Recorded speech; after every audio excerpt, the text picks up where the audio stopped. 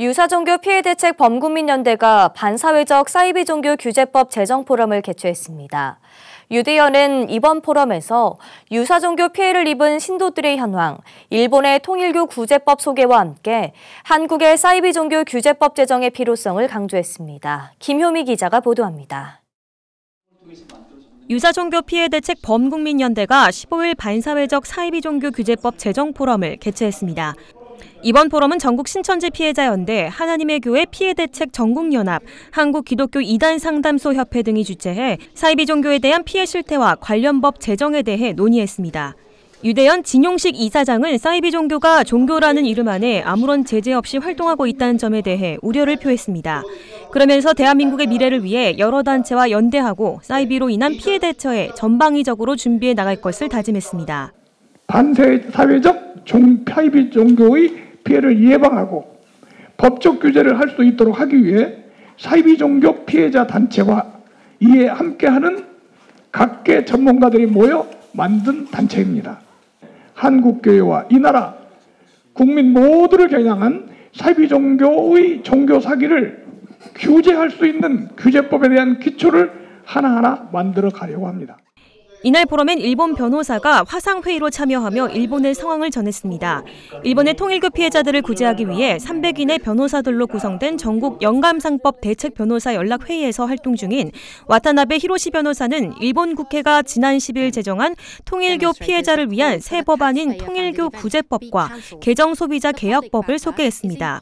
통일교 구제법은 종교단체 등을 대상으로 부당한 기부 권유를 금지하며 법인과 개인의 자유로운 의사를 억압해 적절한 판단이 곤란한 상황에 빠지지 않도록 하는 배려 의무를 더해 위협적인 분위기 속에서 경제적인 압박을 가하는 것을 금지합니다. 종교단체가 이를 반복적으로 위반할 경우 1년 이하의 징역이나 100만 엔 이하 벌금 등 형사처벌이 가능하며 단체 이름도 공개하도록 했습니다.